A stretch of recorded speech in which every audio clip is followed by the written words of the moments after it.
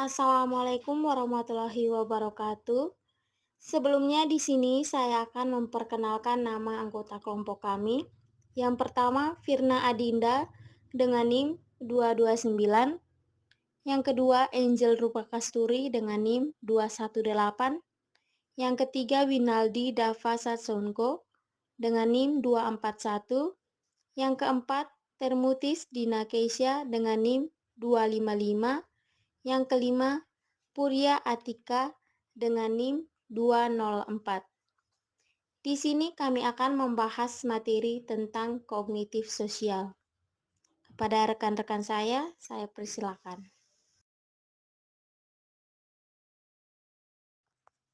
Yang pertama, pengertian teori kognitif sosial. Teori kognitif sosial atau social cognitive theory merupakan penamaan baru dari teori belajar sosial atau social learning theory yang dikembangkan oleh Albert Bandura. Albert Bandura lahir di Kanada pada tahun 1925. Ia memperoleh gelar doktornya dalam bidang psikolinis dari University of Iowa di mana arah pemikirannya dipengaruhi oleh tulisan Miller dan Dollar 1941 yang berjudul Social Learning dan Imitation. Penamaan baru dengan nama teori kognitif sosial ini dilakukan pada tahun 1970-an dan 1980-an. Ide pokok dari pemikiran Bandura juga merupakan pengembangan dari ide Miller dan Dollar tentang belajar meniru atau imitative learning. Pada beberapa publikasinya, Bandura telah mengelaborasi proses belajar sosial dengan faktor-faktor kognitif dan behavioral yang mempengaruhi seseorang dalam proses belajar sosial. Teori kognitif sosial adalah teori yang menonjolkan gagasan bahwa sebagian besar pembelajaran manusia terjadi dalam sebuah lingkungan sosial. Dengan mengamati orang lain, manusia memperoleh pengetahuan, aturan-aturan, keterampilan-keterampilan, strategi-strategi, keyakinan-keyakinan, dan sikap-sikap.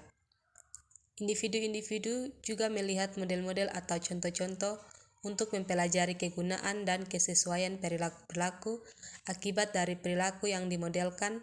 Kemudian mereka bertindak sesuai dengan keyakinan tentang kemampuan mereka dan hasil yang diharapkan dari tindakan mereka. Yang berikut faktor kognitif sosial. Faktor kognitif sosial terbagi atas 5 bagian. Yang pertama, bias negativitas. Bias negativitas adalah sebuah kecenderungan untuk seseorang lebih memperhatikan hal-hal atau informasi yang sifatnya negatif. Maka dalam hal ini, informasi negatif memiliki pengaruh yang lebih kuat dibandingkan informasi yang sifatnya positif. Contohnya, ketika kita diberi informasi bahwa kita akan bertemu klien yang pintar, profesional, namun pernah berurusan dengan polisi terkait tindak penipuan, maka kita akan lebih fokus dengan informasi keterkaitan orang tersebut dengan kepolisian daripada kepintaran dan keprofesionalannya. Yang kedua, bias optimistik. Bias optimistik merupakan suatu predisposisi yang membuat seorang individu selalu berharap apapun yang terjadi akan berakhir baik-baik saja, sesuai harapannya. Dalam hal ini, seseorang berpikir bahwa dirinya akan lebih berpeluang mendapatkan keuntungan dan keberhasilan dibandingkan dengan kegagalan seperti orang lain.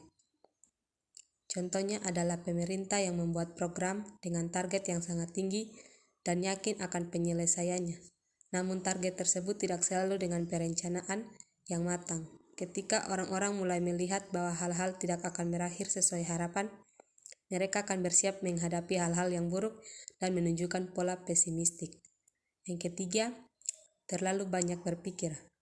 Banyak di antara kita yang terlalu banyak berpikir sehingga bisa mempersulit diri sendiri dalam berpikir kognitif. Berpikir secara rasional dan sistematis akan lebih baik dan membantu menjaga fungsi kognisi sosial. 4. Pemikiran kontrafaktual merupakan pemikiran yang berlawanan dengan keadaan yang sedang dialami. Misalnya, pemikiran berandai-andai jika begini atau jika tidak begitu. Pemikiran seperti ini akan memberi pengaruh yang kuat terhadap efeksi seorang individu. Kelima, halo efek. Halo efek ini biasanya terjadi pada pertemuan pertama seseorang dengan orang lain. Misalnya, ketika seorang individu tertipu dengan penampilan orang lain sehingga menciptakan kesan yang salah tentang orang lain tersebut. Halo efek ini bisa terjadi akibat cara berpikir seorang individu yang cenderung mengelompokkan atau mengkategorisasi sifat-sifat manusia.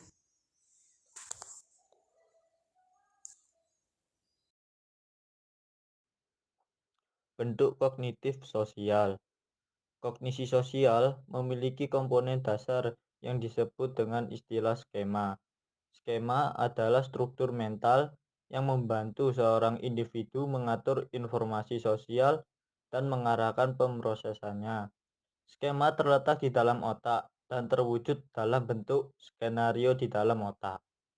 Skema ini berfungsi sebagai organizer kognitif, artinya memberi kemampuan dalam membuat persepsi tentang orang lain secara akurat dan membuat tafsiran atas perilaku mereka. Konsep skema bertugas untuk membuat gambaran tentang bagaimana informasi sosial dipersepsikan dan diorganisasikan secara selektif di dalam memori manusia. Pada dasarnya, manusia akan lebih mudah dalam membuat kategori dan mengelompokkan informasi di sekitarnya, termasuk dalam mengenali orang lain. Pengelompokan ini bisa berdasarkan pada karakteristik dan sifat-sifat yang menonjol, seperti jenis kelamin, penampilan, ras, pekerjaan, dan lain sebagainya. Ada 4 jenis skema yang perlu diketahui. Yang pertama, ada self skema. Self skema yaitu skema yang berisi karakteristik diri sendiri.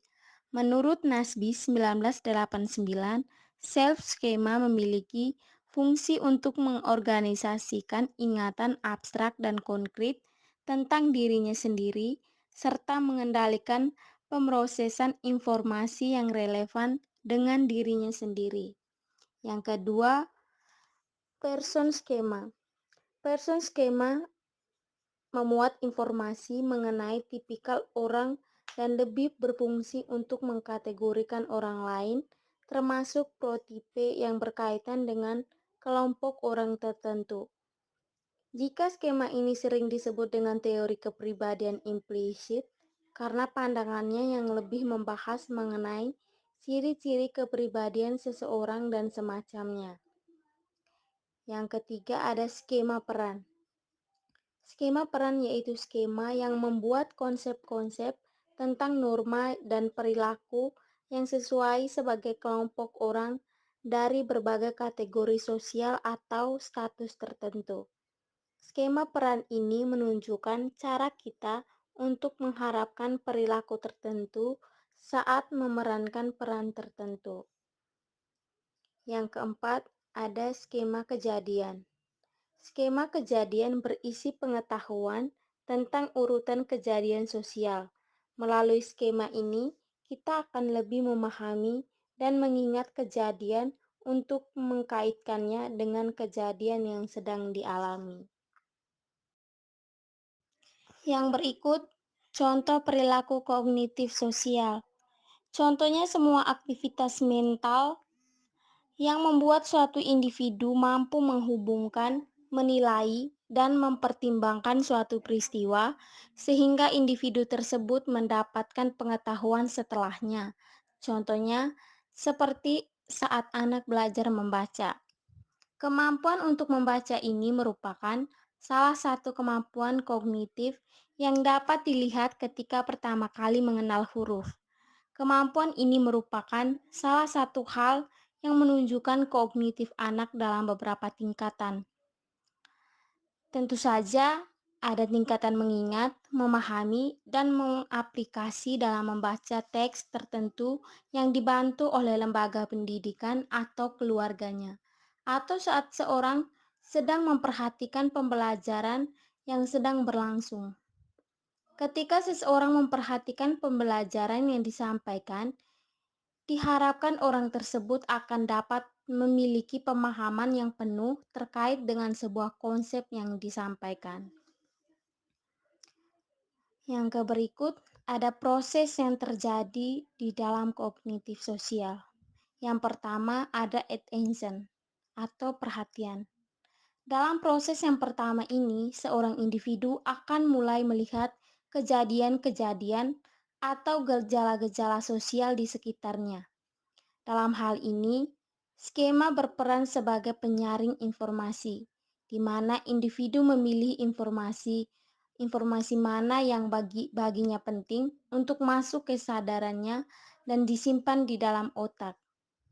Maka, dalam proses perhatian ini, individu tidak sekedar melihat kejadian tersebut sambil lalu, melainkan dia mencurahkan perhatiannya terhadap kejadian tersebut.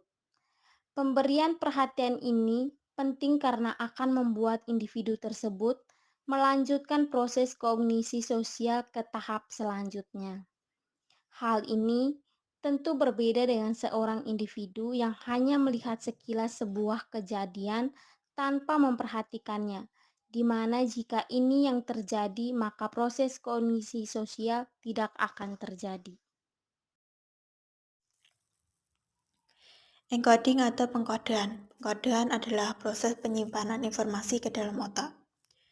Informasi yang tersimpan ini merupakan fokus dari perhatian di proses sebelumnya dan memungkinkan untuk tersimpan di dalam otak dalam jangka panjang. Setelah seseorang tersebut memperhatikan sebuah kejadian, dia akan menyimpan kejadian tersebut ke dalam memorinya. Dengan proses inilah kejadian sosial yang terjadi di sekitar individu tersebut akan tersimpan dan membuat ingatan khusus pada individu tersebut. Tidak hanya itu, ingatan akan kejadian tersebut bisa menimbulkan kesan khusus dan memiliki arti. Yang ketiga, retrieval atau mengingat kembali. Selanjutnya, proses pembentukan kognisi sosial juga akan melibatkan tahapan retrieval, yaitu mengingat kembali ingatan yang pernah disimpan. Di dalam proses ini terjadi pemilihan informasi tentang apa yang paling siap untuk diingat dan memanggil informasi tersebut untuk disesuaikan dengan hal-hal lain yang mereka alami. Ketika seseorang individu mengalami sebuah kejadian, dia akan cenderung mengumpulkan informasi untuk melihat kesamaan-kesamaan gejala dari kejadian serupa yang pernah dialaminya. Dalam hal ini, dia akan mengeluarkan ingatannya kembali dan membandingkannya dengan kejadian yang baru dialaminya. Proses ini nantinya akan membuat orang tersebut mengungkapkan sesuatu tentang peristiwa yang dialami atau mencoba menceritakannya kepada orang lain.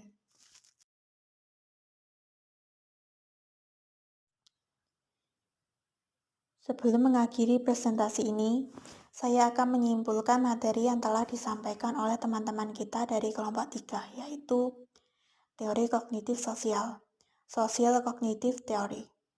Menurut penamaan baru dari teori belajar sosial, social learning theory yang dikembangkan oleh Albert Bandura, teori ini berasal dari pengembangan ide Miller dan Dollar tentang belajar meniru, imitative learning. Teori kognitif sosial adalah teori yang menonjolkan gagasan bahwa sebagian besar pembelajaran manusia terjadi dalam sebuah lingkungan sosial. Dengan mengamati orang lain, manusia memperoleh pengetahuan, aturan-aturan, keterampilan-keterampilan, strategi-strategi, keyakinan-keyakinan, dan sikap-sikap. Individu-individu juga melihat model-model atau contoh-contoh untuk mempelajari kegunaan dan kesesuaian perilaku-perilaku akibat dari perilaku yang dimodelkan. Kemudian mereka bertindak sesuai dengan keyakinan tentang kemampuan mereka dan hasil yang diharapkan dari tindakan mereka. Kognisi sosial juga memiliki komponen dasar yang disebut dengan istilah skema. Skema ini merupakan struktur mental yang membantu seseorang, individu mengatur informasi sosial dan mengarahkan pemrosesannya. Skema terletak di dalam otak dan terwujud dalam bentuk skenario di dalam otak. Skema sendiri terdiri dari 4 jenis, yaitu sub-skema, person skema, skema peran, dan skema kejadian. Ada beberapa faktor yang mempengaruhi kognitif sosial, seperti bias negativitas, bias optimistik, terlalu banyak berpikir, pemikiran counterfaktual, dan halo effect.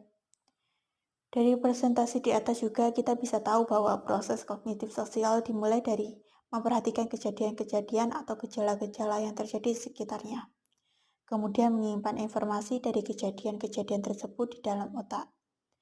Dan terakhir, mereka akan mengingat kembali informasi yang disimpan dan menyesuaikannya dengan hal-hal yang mereka alami. Contohnya seperti yang dijelaskan pada presentasi tadi, yaitu seperti saat anak belajar membaca dan memecahkan sebuah kasus atau masalah. Demikianlah beberapa hal yang bisa saya sampaikan. Sebelumnya, saya mohon maaf yang sebesar-besarnya kepada hadirin sekalian. Apabila di dalam penyampaian tadi mungkin ada kesalahan kata atau beberapa pernyataan yang menyinggung hadirin sekalian. Saya mohon maaf sekali lagi karena saya ini hanya manusia biasa yang tidak luput dari kesalahan, dan sebelum saya akhiri presentasi siang hari ini, saya ingin mengingatkan kembali kepada hadirin untuk tetap saling menjaga kesehatan serta melakukan protokol kesehatan yang telah ditetapkan oleh pemerintah. Dengan begitu, semoga kita selalu diberikan kesehatan oleh Tuhan Yang Maha Esa. Wassalamualaikum warahmatullahi wabarakatuh.